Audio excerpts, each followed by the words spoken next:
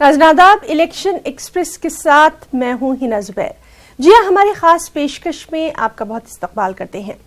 नाज़रीन, लोकसभा इंतखाबात करीब हैं। अवामी रैली में अपनी अपनी हुसूलियाबियों का जिक्र, एक दूसरे पर वार और पलटवार का सिलसिला भी जारी है। एक तरफ वज़ीर-ए-आज़म नरेंद्र मोदी ने कांग्रेस का इंतखाबी मंशूर उसको भ्रष्ट करार दे दिया, वहीं दूसरी जानिब राहुल गांधी ने कहा कि नरेंद्र मोदी लोगों से वादे झूठे करते हैं। उधर इलेक्शन कमीशन ने चुनावी तशहीर में रफाल की जानकारी देने पर ही रोक लगा दी है। साथ ही इलेक्शन कमीशन ने नाराजगी का इजहार करते हुए सवाल किया कि चुनाव से ठीक पहले नमो टीवी लॉन्च कैसे हो गया। उधर क्रीट सोमैया का टिकट कट गया और इसकी जानकारी न्यूज 18 ने पहले ही दे दी थी। तो इलेक्शन एक्सप्रेस में हम रोज बरोज होने वाली इलेक्शन की ताजा सरगर्मियों से आपको रूबरू करवाते हैं। शुरुआत करते हैं इलेक्शन एक्सप्रेस की।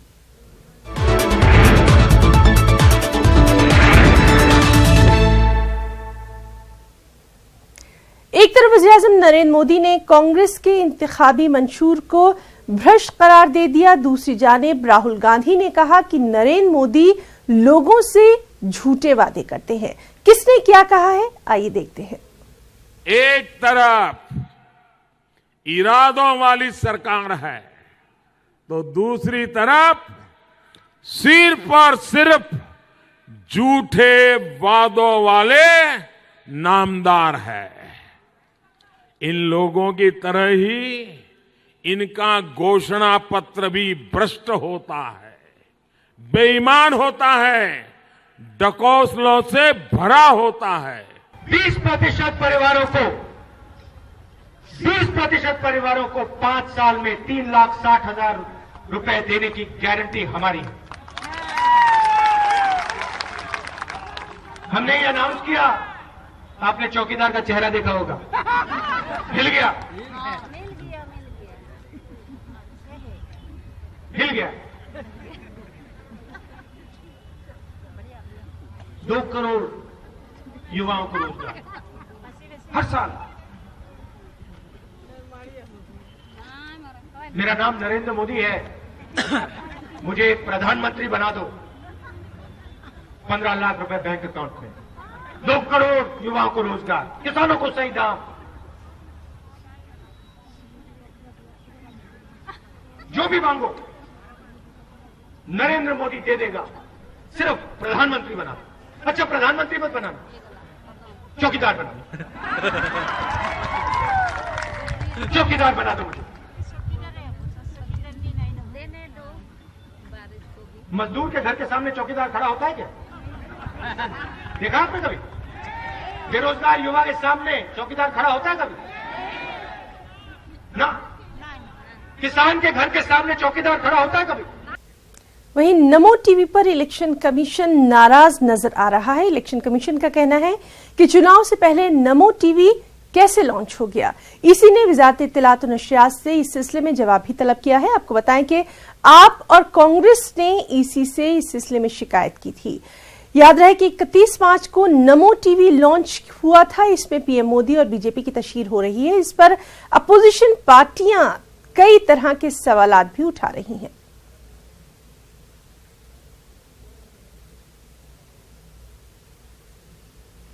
और इस सब के बीच कांग्रेस को इलेक्शन कमीशन से बड़ा झटका भी लगा है। ईसी ने चुनाव तशहीर में रफाल की जानकारी का इस्तेमाल करने पर रोक लगा दी है। अब अवामी रैली में रफाल की कीमत और इससे मुतालिक दीगर जानकारी नहीं दी जा सकेगी। साथ ही कमीशन ने कांग्रेस के 6 वीडियो इश्तिहार पर भी पाबंदी आयद कर दी है और ये तमाम इश्तिहार रफाल सौदे से ही मुताल्लिक थे।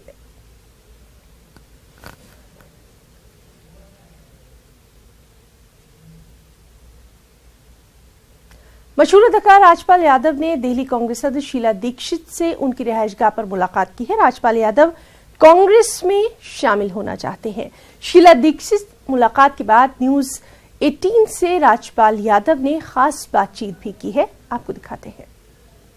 मशहूर अभिनेता और कॉमेडी किंग राजपाल यादव हमारे साथ बात करने के लिए मौजूद है। आइए बात करते हैं इनसे। राजपाल जी, आज शीला दीक्षित जी से आप मिले, क्या कुछ खास बातचीत हुई है?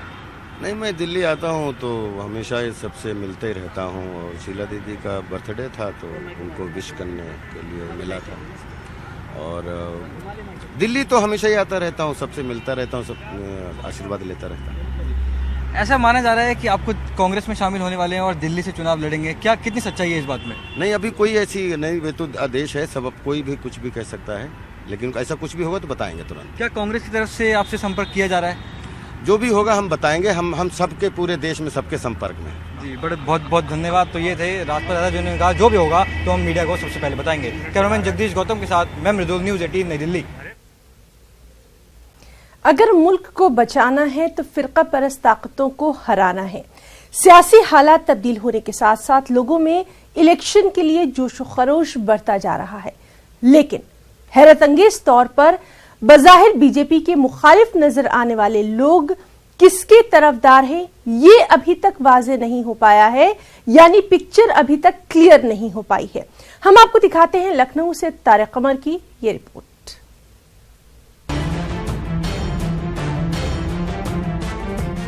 अगर साफ तौर पर कह दिया जाए तो इसमें कोई मुबालगा नहीं कि एक मखसूस मसलक के कुछ लोगों को छोड़कर मुस्लिम तबके की बड़ी तादाद बीजेपी से मुतमईन नहीं है और वो ये मानती है कि अगर किसी जमात ने इस तबके को हाशिए पर पहुंचाया है तो वो बीजेपी है। अहम बात यह है कि एक बार फिर खुद को अक्लमंद समझने वाली अकलियत सियासी गुमराही का शिकार है। इसे ये तो एहसास है कि किसे हराना है, लेकिन ये मालूम नहीं कैसे हराना है और किसको जिताकर किसे हराया जा सकता है। एक बेसिमती है, बेरहरवी है, ये बेशऊरी है और गुमराही है जो अकलियत के लोगों को तसब्जुब और पसोपेश में रखे हुए है। हालात ऐसे बनाए जा रहे हैं सारी पार्टीज की तरफ से कि मुसलमानों का वोट इस बार फिर डिस्ट्रीब्यूट हो, कहीं आधा कहीं जाए आधा कहीं जाए और जिससे दूसरे लोगों को फायदा हो। और जहां तक मुसलमानों के लीडरों का ताल्लुक है या मुसलमानों की जो हमारी तंजीमें हैं या हमारे लोग हैं उनके जो हमारे सरपरस्त हैं या हमारे लीडर हैं उनका जहाँ तक ताल्लुक है उससे भी कन्फ्यूज़न ही पैदा किया जा रहा है या हमारी जो तंजीमें हैं वो भी खुल के सामने नहीं आ रही हैं। मौलवियों की अपील का लोगों पर कोई असर नहीं। जाती मफाद और मिल्लत फरोशी ने बेशतर मौलवियों के किरदार ही मशकूक कर दिए हैं। आलम यह है कि सियासी दिलचस्पी रखने वाले मौलवियों का नाम सुनते ही वोट देने की तो बात ही क्या, लोग लान तान करने लगते हैं। तो अब जाहिर सी बात इसी तरीके से हम सियासत में जो है कौम के नाम पर और गरीबों के नाम पर, इनके नाम पर, उनके नाम पर, वोट के नाम पर वो सौदेबाजी कर रहे हैं और अपना ईमान जो है वो चंद सिक्कों के खातिर जो है वो बेचे हुए हैं। पहले ये माना जा रहा था कि कांग्रेस बीजेपी की नाकामियों का भरपूर फायदा उठाएगी, लेकिन बज़ाहिर हालात बिल्कुल बरअक्स नजर आते हैं। बशमूल डॉक्टर अम्मार रिजवी कांग्रेस के कई सीनियर लीडर हक तलफियों के सबब नाराज हैं, इस्तीफा देने की सोच रहे हैं। एक ऐसे माहौल में जब मैदान में सियासी जंग की तैयारी होनी चाहिए थी, कांग्रेसी दाखिली इंतशार में उलझे हुए हैं। ये एक नाकाबिले फरामोश सच्चाई है, भले ही कांग्रेस यूथ इससे इत्तेफाक ना कर सके। हमारे यहाँ तो वरिष्ठता को हमेशा सम्मान दिया गया है। आप देखिए, डॉक्टर मनमोहन सिंह से हमने पहले पूछा और हमें आपने ऑफर किया है कि आप चुनाव लड़िए, आइए। पंजाब से कैप्टन अमरिंदर सिंह साहब ने भी कहा और राहुल गांधी जी ने भी कहा। कुछ लोगों को हो सकता है कोई शिकायत हो तो निश्चित तौर पर उनकी शिकायतों को हमारा केंद्रीय नेतृत्व और राजकीय नेतृत्व गंभीरता से विचार करेगा। हमारे यहाँ बड़ों का सम्मान करना संस्कार है। उलमाए किराम, सियासी रहनुमा और सियासत में दिलचस्पी रखने वाले मिल्ली व समाजी कारकुन कुछ भी कहें, लेकिन आम मुसलमान परेशान है, पसोपेश में है। और ये पसोपेश इस बात का वाज़ेह इशारा है कि इस बार भी मुस्लिम वोट बैंक की तकसीम को रोकने की मुस्तहकम कोशिशें नहीं हो रही हैं। लखनऊ से तारिक कमर की रिपोर्ट। बिहार की 17% मुस्लिम आबादी में 80% आबादी दलित और पसमानदा मुसलमानों की है। इस तबके की नुमाइंदगी ऑल इंडिया यूनाइटेड मुस्लिम मोर्चा और ऑल इंडिया पसमानदा मुस्लिम मुहास करता आया है। दोनों तंजीमों के सरबराह राज्यसभा के एमपी भी रह चुके हैं। एक तंजीम अजीम इत्तेहाद की हिमायत कर रहा है, जबकि दलित मुस्लिम मोर्चा मौजूदा इंतखाबात में बिल्कुल खामोशी इख्तियार किए हुए है। आखिर ऐसा क्यों है, ये हम आपको दिखाते हैं अपनी इस रिपोर्ट में।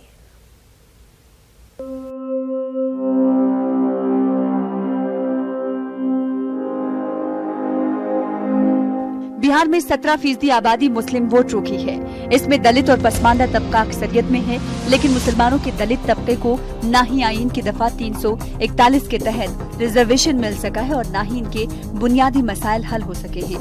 हाँ, ये जरूर है कि तमाम सियासी पार्टियां और मुस्लिम क़यादत भी इनकी मुश्किलों को हल करने का दावा करती रही है। दलित मुस्लिम तबके की नुमाइंदगी ऑल इंडिया यूनाइटेड मुस्लिम मोर्चा गुज़िश्ता 2 दहाई से करता आ रहा है। मोर्चे के सदर जेडीयू से राज्यसभा के मेंबर भी रह चुके हैं, लेकिन इस बार के इंतखाब में वो पूरी तरह से खामोश हैं। देखिए, हम लोगों ने हमेशा इशू की बुनियाद पर वोटिंग करवाया है लोगों से, और हम लोग का इशू सिर्फ एक है कि संविधान की धारा 341 में संशोधन करके दलित मुसलमानों को जो अनुसूचित जाति का दर्जा दिलाने का काम करेगा, रुझान दिखाएगा, उसी को हम वोट देंगे। लेकिन पिछले 23-24 सालों का ये एक्सपीरियंस है कि ये लोग उठापटक तो जरूर कर लेते हैं, लेकिन फिर हम लोगों के इशू की तरफ ध्यान तक नहीं देते हैं। दरअसल ऑल इंडिया यूनाइटेड मुस्लिम मोर्चा और ऑल इंडिया पसमानदा मुस्लिम महाज दलित व पसमानदा मुस्लिम तबके को मुतासिर करते हैं और इंतखाबात में दलित आबादी इन तंजीमों के मशवरे पर भी अमल करती है। आइन की दफा 341 की सहूलत मुसलमानों को नहीं मिलने से मोर्चा पूरी तरह से नाराज है। वहीं पसमानदा मुस्लिम महाज अजीम इत्तेहाद की हिमायत कर रहा है। देखिए, असल में लोग सोचते हैं कि माइनॉरिटी कोई दूसरी दुनिया का आदमी है। कोई दूसरी दुनिया का आदमी नहीं है।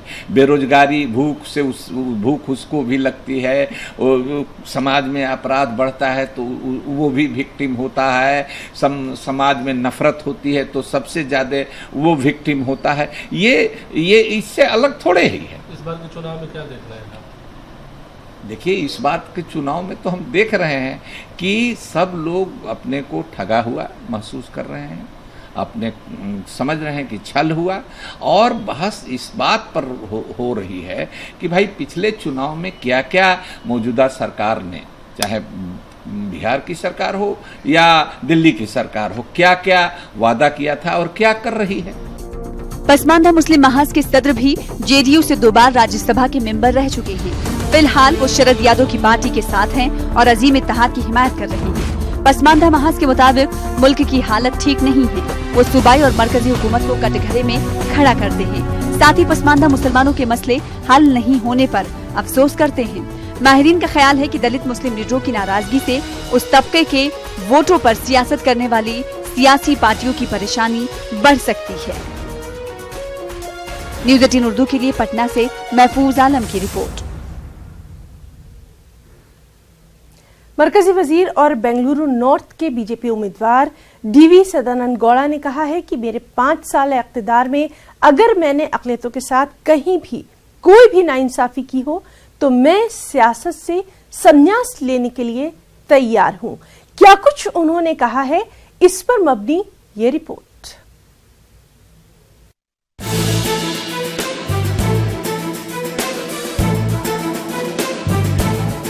बेंगलुरु में बीजेपी पार्टी अक़लियतों का भरोसा हासिल करने की कोशिश कर रही है। बेंगलुरु नॉर्थ पार्लिमानी हलका बीजेपी के मुस्लिम और ईसाई कारकुनों का इजलास हुआ। कन्नड़ के मारूफ फिल्म अदाकार बीजेपी लीडर जग्गेश ने कहा कि वजीर आजम नरेंद्र मोदी ने मुल्क की तरक्की के लिए मुसलमानों को एक हाथ में कुरान और एक हाथ में कंप्यूटर लेकर आगे बढ़ने का पैगाम दिया है। मरकजी वजीर सदानंद गौड़ा ने कहा कि उन्होंने अपने पार्लिमानी हलके बेंगलुरु नॉर्थ में अक़लियतों के साथ कोई नाइंसाफी नहीं की है। अगर उनके खिलाफ कोई भेदभाव का इल्जाम साबित करता है तो वो सियासत से ही संन्यास यानी सुबकदोश होने के लिए तैयार हैं। ಸದಾನಂದ ಗೌಡರು ಜಾತಿವಾದ ಮಾಡಿದ್ದಾರೆ, ನಾವು ಹೋದಾಗ ನಮ್ಮಲ್ಲಿ ಪ್ರೀತಿಯಿಂದ ಮಾತಾಡಿಲ್ಲ, ನಮ್ಮ ಕೆಲಸ ಮಾಡಿಲ್ಲ ಅಂತ ಹೇಳುವಂಥದ್ದು ನೀವು ತೋರಿಸ್ಕೊಂಡ್ರೆ ನಾನು ರಾಜ್ಯಕ್ಕೆ ಸನ್ಯಾಸ ಮಾಡ್ತೇನೆ, ನಾನು ರಾಜ್ಯಕ್ಕೆ ಸನ್ಯಾಸ ಮಾಡ್ತೇನೆ, ಇವತ್ತು ನಾವು ಮಾಡಿಕೊಂಡಿದ್ದೇವೆ। ಅದ್ಭುತ ಸಂದೇಶವನ್ನು ಕೊಟ್ಟು ಅವರು ಹೇಳಿದಂತ ಒಂದೇ ಮಾತು, ಎಲ್ಲ ಮುಸ್ಲಿಂ ಬಾಂಧವರಿಗೆ ಒಂದು ಕೈಯಲ್ಲಿ ನೀವು ಕುರಾನ್ ಅನ್ನ ಹಿಡಿರಿ, ಇನ್ನೊಂದು ಕೈಯಲ್ಲಿ ನೀವು ಕಂಪ್ಯೂಟರ್ ಹಿಡಿಬೇಕು, ಆಗಲೇ ನಾವು ನೀವು ಮುಂದುವರಿದ ದೇಶದ ಪ್ರಜೆಗಳು ಅನ್ನತಕ್ಕಂಥ ಮಾತು ನಾವು ಹೇಳಿ। बीजेपी अक़लियती मोर्चा के नुमाइंदों ने कहा कि सदानंद गौड़ा ने बेंगलुरु के मुसलमानों के लिए कई काम किए हैं। हज घर की तामीर के लिए पहल की, आने वाले दिनों में उर्दू भवन गुलिस्तान शादी महल के लिए फंड फराहम करने का वादा किया है। और इनके कारनामे ऐसे हैं, जनाब सदानंद गौड़ा साहब के मिसाल हज घर की है, वो बेमिसाल है, उसके बारे में बार बार बोलना भी गलत होता है, ठीक है। और इसके बाद जो है उर्दू भवन का जो इनका कार्यक्रम था वो अभी तक जो है कांग्रेस या जेडीएस हो अभी तक उसको तामीर नहीं किया, खाली बातों में, पेपरों में, कागज में रह गई है। बहुत अच्छा फंक्शन हुआ और सदानंद गौड़ा साहब आज एक वादा करे हैं, ये जो शादी महल है, गुलिस्तान शादी महल है, उसका फंड के लिए इंशाल्लाह देंगे करके बोल के वादा किए हैं। वाज़ेह रहे कि बेंगलुरु नॉर्थ पार्लिमानी हलके में मुस्लिम वोटरों की कसीर तादाद आबाद है। सदानंद गौड़ा के खिलाफ कांग्रेस ने कृष्णा बायरे गौड़ा को उम्मीदवार बनाया है। कांग्रेस और बीजेपी दोनों पार्टियां मुसलमानों को राग़िब करने की पुरजोर कोशिश कर रही हैं। न्यूज़ 18 उर्दू के लिए बेंगलुरु से रऊफ अहमद हल्लूर की रिपोर्ट। माल मशरक़ी मुंबई से मनोज कौटिक को लोकसभा का टिकट मिला है और किरीट सोमैया का टिकट कट गया है। न्यूज़ 18 ने पहले ही इस बात की जानकारी दे दी थी। शिवसेना किरीट सोमैया को टिकट देने की लगातार मुखालिफत करती आ रही थी। किरीट सोमैया लगातार उद्धव ठाकरे और शिवसेना पर हमले कर रहे थे, जिसकी वजह से शिवसेना नहीं चाहती थी कि किरीट सोमैया को इस बार टिकट दिया जाए।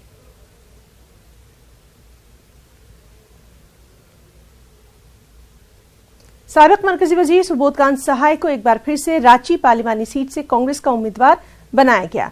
पार्टी आलाकमान के इस फैसले से सुबोधकांत सहाय ने मसरत का इजहार किया। वहीं सुबोधकांत सहाय को उम्मीदवार बनाए जाने से पार्टी कारकुनों और अक़लियतों में भी खुशी देखी जा रही है। वाज़ेह है कि कांग्रेस ने अब तक अपने 3 उम्मीदवारों के नामों का यहां पर ऐलान कर दिया है।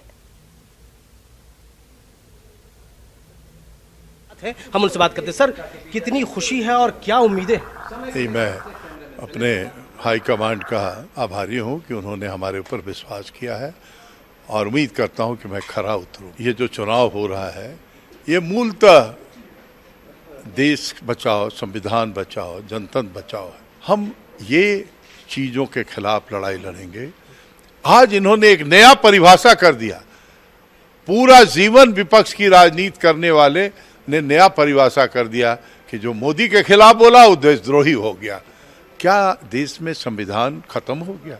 और वर्करों में बहुत खुशी है, माइनॉरिटीज़ में भी बहुत खुशी है। माइनॉरिटीज़ के लोग चूँकि सुबोध भैया से शुरू से ही जुड़े हुए रहे और आज वर्कर का मनोबल पूरा हाई हो गया है और हम लोग इंशाअल्लाह ताला इस चुनाव को एकदम युद्ध के रूप में देख रहे हैं। ये काफ़ी खुशी की बात है कि सुबोधकांत ने जो पहले भी जीते थे तब भी बेहतर काम किए थे और मिनोरिटी को तो काफ़ी उम्मीद है सुबोध जी से और हम उम्मीद करते हैं कि गठबंधन का ये काफ़ी आगे हैं, काफ़ी मात्रा से जीतेंगे। गठबंधन का ये बेहतर फैसला है कि सुबोध जी को रांची लोकसभा से उम्मीदवार बनाया गया है। औरंगाबाद पार्लिमानी हलके से वंचित बहुजन अखाड़ी और एमआईएम के मुश्तरका उम्मीदवार इम्तियाज जलील की भड़कल गेट से रैली निकाली गई। इस रैली में हजारों की तादाद में वंचित अघाड़ी के कारकुन और लीडरों ने शिरकत की। इस मौके पर बड़ी तादाद में आम लोग भी रैली में शरीक हुई। ये रैली शहर के मुख्तलिफ रास्तों से होती हुई गांधी पुतले तक पहुंची, जहां से एमआईएम वंचित अघाड़ी के उम्मीदवार इम्तियाज जलील और एमआईएम के लीडर कलेक्टर ऑफिस पहुंचकर पर्चा नामजदगी इन्होंने दाखिल किया। इस मौके पर औरंगाबाद की तारीख में एक बार फिर दलित मुस्लिम इत्तेहाद का मुजाहरा देखने को मिला और हजारों की तादाद में दलित मर्द और खवातीन ने इस रैली में शिरकत की। हम समझते हैं कि आज औरंगाबाद को सबसे ज़्यादा अगर किसी चीज़ की ज़रूरत है तो यहाँ पर जो बेरोज़गारी है, यहाँ पर जो इंफ्रास्ट्रक्चर है, एयरपोर्ट डेवलपमेंट है, इंडस्ट्रियल डेवलपमेंट है, कचरा का जो समस्या है, ये पूरे देश में हमारे शहर का नाम बर्बाद किया है। लेकिन हकीकत ये है कि ये जो बैठे हुए हैं महानगर पालिका में, यही शिवसेना वाले हैं। जो खासदार साहब पिछले 20 साल से बैठे हैं, इनका सिर्फ एक ही धंधा चलता रहा, कचरे में से कुछ पैसा मिलता क्या, पानी में से कुछ पैसा मिलता क्या, सड़क बनाने में से कुछ कमीशन मिलता क्या। तो ये जो धंधे, एक संस्कृति इन्होंने महानगर पालिका के अंदर और औरंगाबाद के अंदर शुरू रखी थी कि जनता जाए भाड़ में, अपने को क्या मिलता है ये, अब हम उनको क्या देने वाले हैं। 20 साल हो गया है, अब ये रेजिग्नेशन लेटर लो और घर पे जाके सो जाओ। हल्का लोकसभा गुलबर्गा से बीजेपी उम्मीदवार डॉक्टर उमेश जाधव ने आज अपना पर्चा नामजदगी दाखिल किया। इस मौके पर निकाली गई बीजेपी रैली में हजारों लोगों ने शिरकत की। हल्का लोकसभा गुलबर्गा से बीजेपी का मुकाबला कांग्रेस के कदावर लीडर मल्लिकार्जुन खड़गे से है और ऐसे में बीजेपी गुलबर्गा में अपनी पूरी ताकत झोंक रही है।